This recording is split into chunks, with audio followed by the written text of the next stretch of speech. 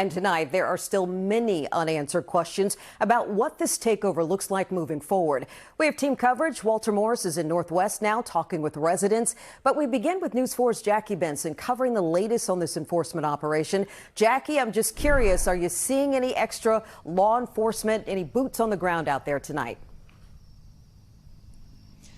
Good evening, Sean. We want to show you and our viewers some video taken here just a short time ago here at the DC National Guard Armory. NBC News reporting tonight that a White House official says National Guard troops are expected to be on the ground here tomorrow.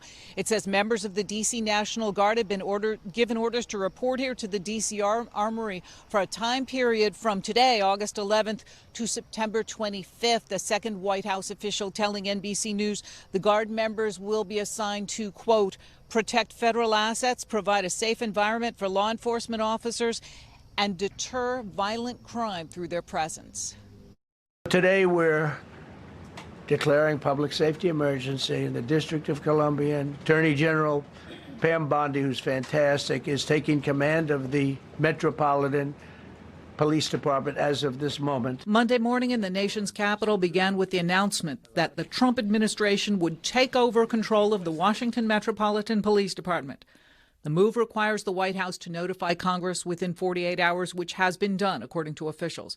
After a total of 30 days, Congress must give formal approval. It would take the form of a joint resolution. The executive order gives a mandate for officers to focus on so-called quality of life crimes, public drug use, intoxication, unpermitted demonstrations, and vandalism. It promises full accreditation for the D.C. Crime Lab. This was actually accomplished in January. The order promises to recruit and retain more D.C. police officers. In the past, the president has said he believes they have enough. Expediting concealed carry permits is prioritized, and the order tasks the National Park Service to clear homeless encampments. A lot of essentially military, and we will bring in the military if it's needed, by the way. Federal law enforcement officers have been patrolling the streets of the district since Friday, a move that came after a 19-year-old former high-ranking DOJ staffer was assaulted, punched in the face, by two 15-year-olds during an unarmed attempted carjacking on Swan Street Northwest. Both suspects have been ordered held in juvenile detention until their next hearing later this month.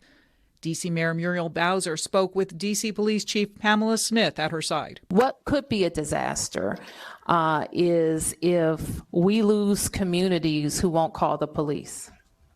That could be a disaster.